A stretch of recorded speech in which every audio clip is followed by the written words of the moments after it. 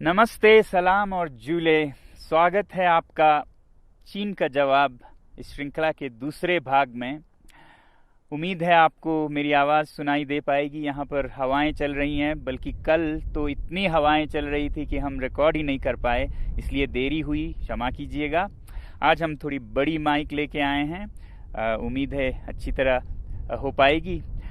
तो मैंने पहले भाग में ये कहा था आपसे कि हम आपके सवाल, आपके कमेंट्स का जवाब देंगे इस भाग में, तो इसलिए हम आए हैं। और सबसे पहले जो बहुतों ने ये पूछा है सवाल, वो लेते हैं। पहला सवाल है, क्यों बायकॉट करें चीन को? क्या ये नफ़रत फैलाने के समान नहीं है? जी नहीं, नफ़रत फैलाने की बात नहीं है। जैसा मैंने पहले कहा है, चीनी लोगों से हमें कोई समस्या नहीं, बहुत अच्छे लोग होते हैं, मेरे बहुत दोस्त हैं। हमें समस्या है तो चीनी सरकार से, तंत्र से, जो कि विस्तारवादी है, जो कि शोषण करती है, उनसे समस्या है। चीन के हर बात पे दुनिया खामोश रहती है, तो ये एक वेकअप कॉल है जो हम दे रहे हैं। चीन के अंदर ही 140 करोड़ लोग लगभग बंधुआ मजदूर की तरह काम करते हैं। हुकूक, अधिकार नहीं है, कुछ बोलें तो वो गायब हो जाते हैं, और दुनिया उस पर खामोश है और सौदा करना चाहती है, बिजनेस एज यूजुअल। अंदर जाएं तो तिब्बतन बुद्धिस्ट 60 लाख में से 12 लाख मारे गए, लगभग 6000 मंदिर मठ तोड़े गए। दुनिया खामोश है, हम बिजनेस करना चाहते हैं। बात करते हैं शिनजियांग में युगुर मुसलमानों की।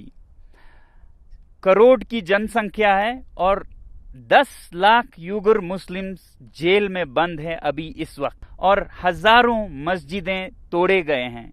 दुनिया खामोश है, हम सौदा करने की बात करते हैं उनसे। श्रीलंका को देखिए, चीन के कर्ज में दबी जा रही है।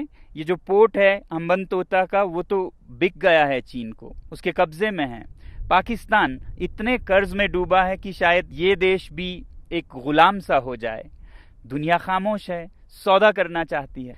ये तो दुनिया की बात हुई। मेरे लिए सबसे बड़ी बात है मेरे दरवाजे पे क्या हो रहा है। लद्दाख की धरती में चीन 1962 से, जहां पर की जंग खत्म हुई थी, कितने किलोमीटर अंदर आ चुका है। हमारे यहाँ के चरवाहे अपने चरागाहें खो चुके हैं। कहाँ ले जाएंगे वो अपने भेड़ बकरियों को?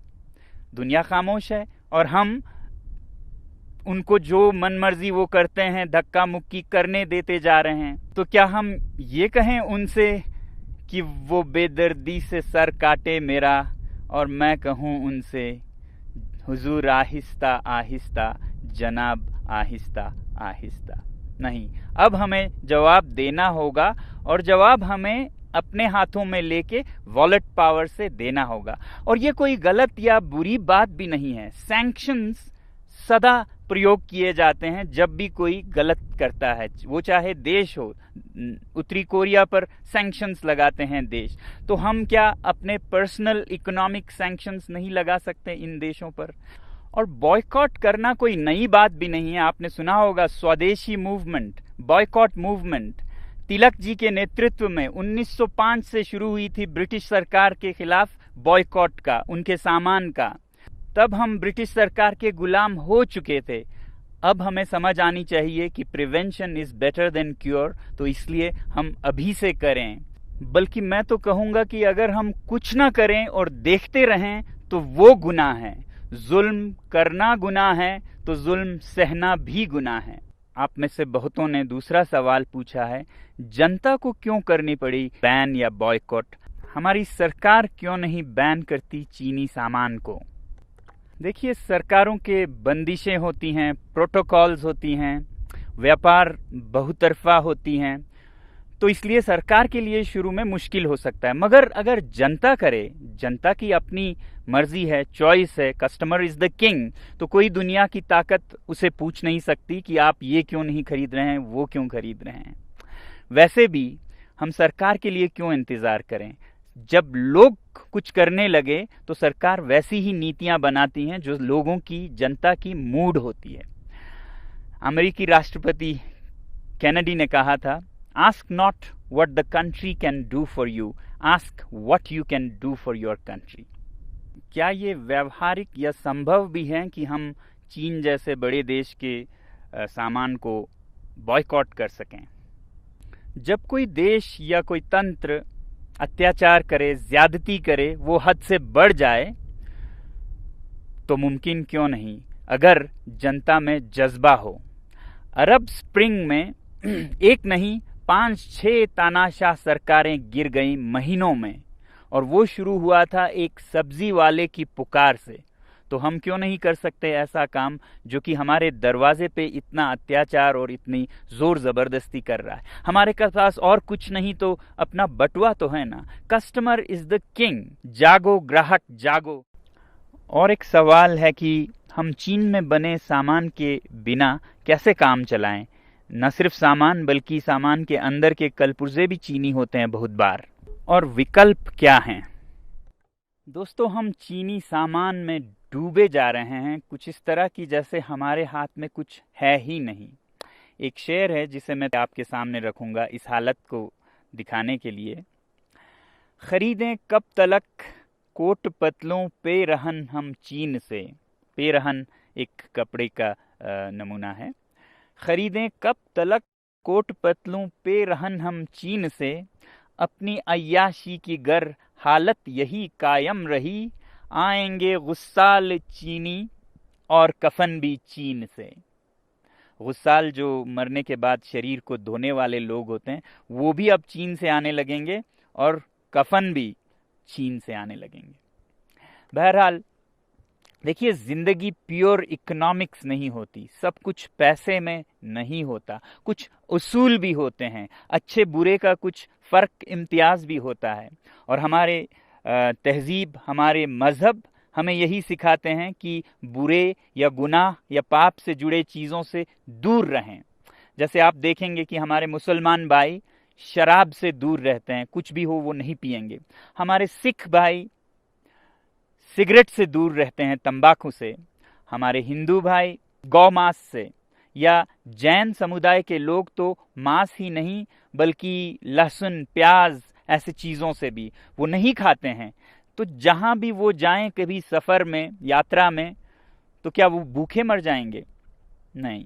अगर दृढ़ निश्चय हो, पक्का इरादा हो, तो एक इकोसिस्टम, एक हालात बनती जाती है उस रास्ते में। जब हम बर्दाश्त करके चलते हैं तो आप देखेंगे कि ऐसे भोजनालय, रेस्टोरेंट्स निकलेंगे जो जैन फूड सर्व करेंगे।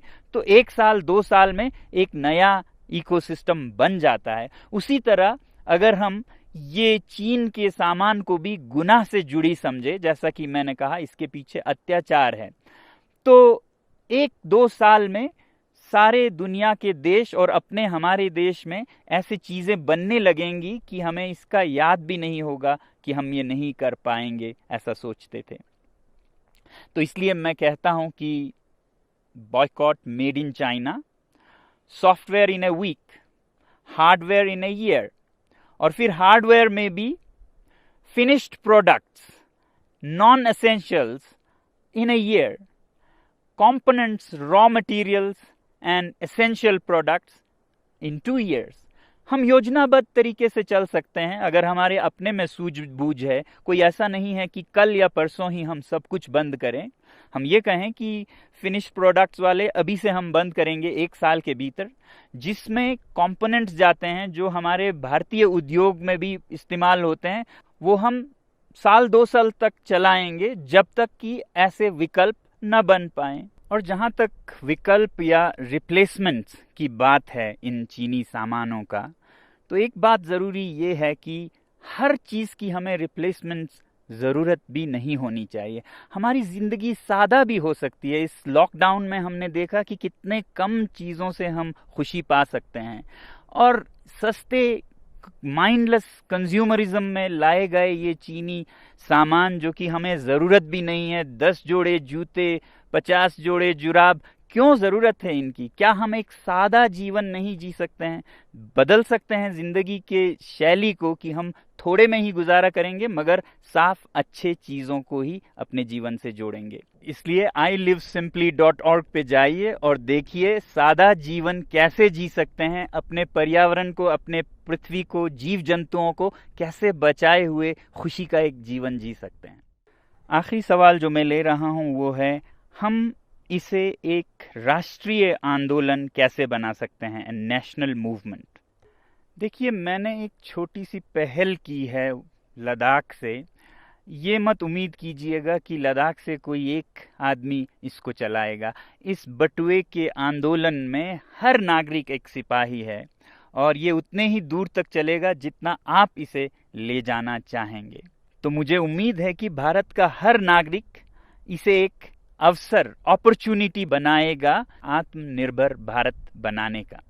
हमारे जो सेलिब्रिटीज, इन्फ्लुएंसर्स और नेता हैं, वो युवा पीढ़ी को नेतृत्व दे सकते हैं इस मामले में, और मुझे बहुत उम्मीद है कि आप लोग भी अपना रोल निभाएंगे देश प्रेम का, जो भरा नहीं है भावों से, बहती जिसमें रसधार नहीं, वो हृदय नहीं है पत्थर है जिसमें स्वदेश का प्यार नहीं।